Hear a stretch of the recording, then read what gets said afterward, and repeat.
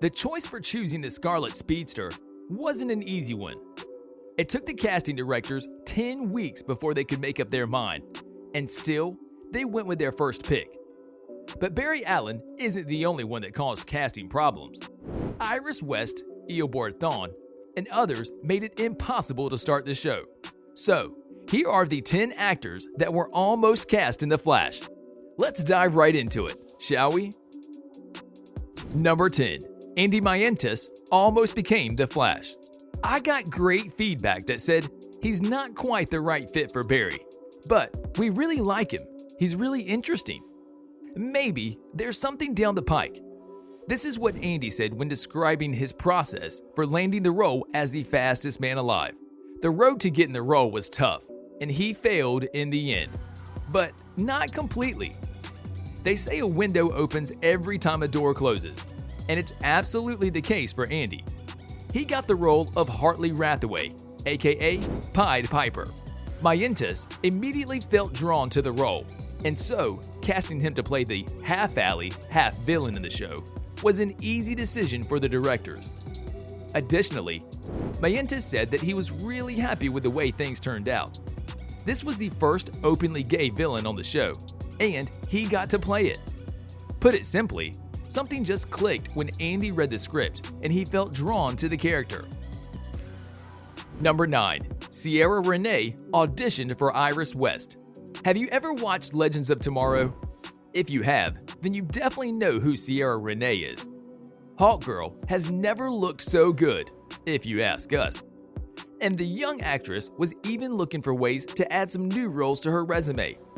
That's why she auditioned for the role of Iris West before the pilot aired for The Flash.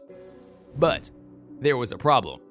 You see, the directors were looking for experienced actresses, and Ciara had only 2 other movie roles prior to doing her audition.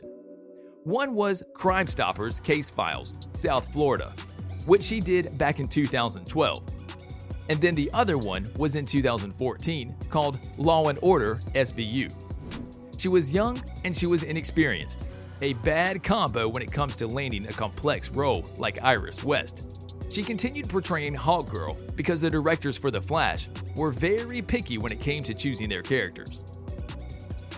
Number 8. Anthony Starr to become Eobard Thawne. Since Anthony Starr was one of the main reasons The Boys on Amazon is doing extremely well, fans began with the theories. Namely, they said that his sadistic smirk makes him rather close to the Reverse Flash himself. Now, if we squint our eyes and try to imagine it really hard, we think we can see it. But no, sorry, we just can't. We can't imagine you not smashing that like button if you haven't done so already. And also, we can't imagine anyone in the role of Eobard Thawne that would do a better job than Tom Cavanaugh. He's just the perfect guy that's grown on us. And those little moments where his heart of stone turned into a heart of gold really made him that much more lovable. Number 7. Jeremy Jordan as The Flash. Grant Gustin was the casting director's first pick, but they still weren't sure. They wanted to see what were their options, because this would be the show's lead, the role that would make or break the series. So, after a little bit of searching, they managed to find Jeremy Jordan, that's been getting some popularity for the role of Win Schott in Supergirl. After putting himself on the radar, he went in for an audition. His acting was good. He looked similar to the Flash that we now have on the show, but somehow they still went back with their first pick. And now that we think about it, Jeremy Jordan recently pulled back from Supergirl and renounced his role. He wanted to focus on family life and his love for the theater. So, it turns out, this wouldn't leave us with no Barry Allen in the show, and he won the show. Number 6. Patty Spivott was supposed to portray Jay Garrick. Before Season 2 aired on TV, the cast and crew did a little promo of their upcoming season on Comic-Con. They dropped the bomb that 2 famous characters from the Flash universe would be appearing on the show. One of them was Jay Garrick. If we remember correctly, he was the very first Flash, the Crimson Comet that zapped through Central City before being replaced by Barry Allen.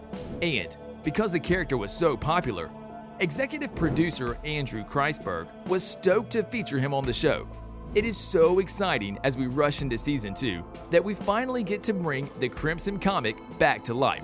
We couldn't imagine anyone more suited to play the original Flash than Teddy. Wait, what? You mean to tell us that Wesley Shipp was not their first choice? Nope, actor Teddy Sears was supposed to play him. However, we now know that he wound up playing Zoom. Number 5. Wally West, portrayed by Neil Patrick Harris. The show made headlines for casting an African-American actress to play the role of Iris West. And even though some of the more racist fans attacked the showrunners for doing so, they didn't stop. They also cast African-American actor in the role of Wally West. And we just have to say, we love Kanan Lonsdale. The young actor managed to capture the boyish charm and goofiness of the character perfectly. But what about a different actor? The fans made a suggestion for the role of Wally West. The man that would namely be portraying this iconic character would be none other than Neil Patrick Harris. And we can kind of see it, but it would still be crazy to think someone else playing Wally West. Lonsdale does an amazing job already. Number 4. Justin Hartley nearly became Barry Allen. Again, many of these superhero shows are tightly intertwined together. For example, if you've watched Smallville, then you definitely know Justin Hartley. He's the actor that portrayed Green Arrow on the Superman show, and that's why he was one of the runners-up for the role. Mark Guggenheim even offered him the opportunity to reprise the role of Green Arrow in some of the Arrowverse crossover events, but the actor politely declined. You see, he's been on the rise lately, and he's been having a lot of acting jobs. For starters, he managed to land a recurring role on NBC's This Is Us. And then, he also appeared in the controversial political satire thriller, The Hunt. So, it seems to us that the reason he declined the role was because he had a lot on his plate. Number 3. Rick Kosnet was supposed to play Jay Garrick. They thought I was going to be Jay Garrick for the pilot, but I guess they changed that, said Rick Kosnet when talking about his role on The Flash. But it seems like the role of Eddie was just as important as that of Jay Garrick. Let us explain. First of all, Rick Kosnet was a little bummed out that he couldn't play the iconic character of Jay Garrick. But playing Eddie Thawne, he got to save the entire world from the malicious grasp of a supervillain, aka Eobard Thawne. In a final act of sacrifice, Eddie shot himself and died in the final episode of Season 1.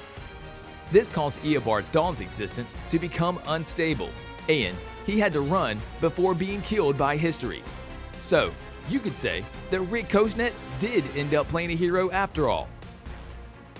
Number 2. Bullseye to play Reverse Flash.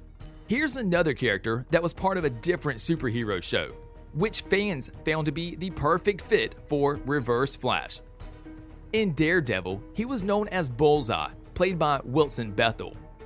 The villain had superpowers, or in this case, skills, similar to those of Deadshot from Suicide Squad. Now, let's not mix in a lot of shows into this story. The important part is that he never missed a shot. Now, one of the reasons he was linked to Thawne is because of his calm yet disturbing nature. Just like Thawne, he's polite but manipulative that had only one goal in life: exact his vengeance on the people that did him wrong. And even though Wilson Bethel might have done a good job again, we're not changing Tom Cavanaugh. Number 1. Keke Palmer was considered for the role of Iris West. And finally, we come to the last pick on our list. And yes, this is yet another actress that was considered for the role of Iris West. But it seems like Candice Patton blew everyone out of the water.